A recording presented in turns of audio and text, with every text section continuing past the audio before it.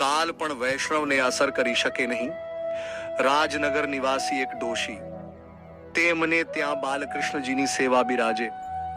નાનપણથી સેવા કરતાં કરતાં તેઓ ધરડા થયા.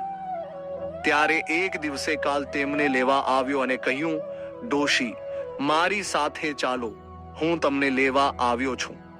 ડોશીએ કહ્યું, હમણાં તો મારા ઠાકોરજીનો અન્નકૂટ ઉત્સવ છે. મારે અન્નકૂટની સામગ્રી કરવાની છે, તેથી હું નહીં આવું. કાલ ચાલ્યો ગયો. બીજી વખતે કાલ ડોશીને લેવા આવ્યો ત્યારે ડોશીએ તેને કહ્યું, હવે તો પ્રબોધિની આવી છે, તેથી હું નહીં આવું.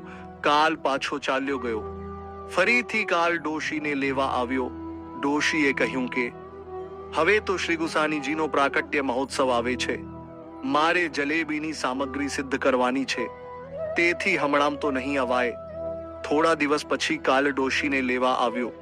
ડોશીએ કહ્યું, હવે ડોલોત્સવ આવે છે, તેથી નહીં આવું. કાલ પાછો ગયો. ફરીથી કાલ આવ્યો. ડોશીએ કહ્યું, શ્રી મહાપ્રભુજીનો ઉત્સવ આવે છે, તેથી નહીં અવાય. કાલ પાછો ચાલ્યો ગયો. ફરીથી કાલ આવ્યો. ડોશીએ કહ્યું, હવે જન્માષ્ટમી આવે છે, એટલે નહીં આવું. કાલ પાછો ગયો. તે ફરી ડોશી પાસે આવ્યો.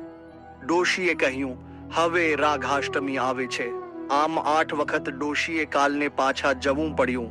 તેથી તે કંટાળી ગયો અને યમરાજાને કહ્યું, પેલી ડોશીએ તો મને વર્ષમાં 8 વાર ફેરા કરાવ્યા. જ્યારે તેને લેવા જાઉં છું ત્યારે એમ જ કહે છે કે હમણાંમાં ઉત્સવ છે ને પેલો ઉત્સવ છે, તેથી હું નહીં આવું. ધર્મરાજાએ કહ્યું, ભાઈ, એ તો ભગવદીય છે, એના પર મારું ન ચાલે. શ્રી ગુસાઈજીએ આ વાત સાંભળી અને જ્યારે તે ડોશી આપશ્રીને ત્યાં આવી ત્યારે આપશ્રીએ ડોશીને કહ્યું, આવો અષ્ટપદી. ત્યાં બેઠેલા વૈષ્ણવોએ પૂછ્યું, મહારાજ, અષ્ટપદી એટલે શું? ત્યારે શ્રી ગુસાઈજીએ ખુલાસો કર્યો કે ભીષ્મ પિતાએ કાલને 1 વખત પાછો ઠેલ્યો હતો, જ્યારે આ ડોશીએ તો 8 વાર કાલને પાછો ઠેલ્યો.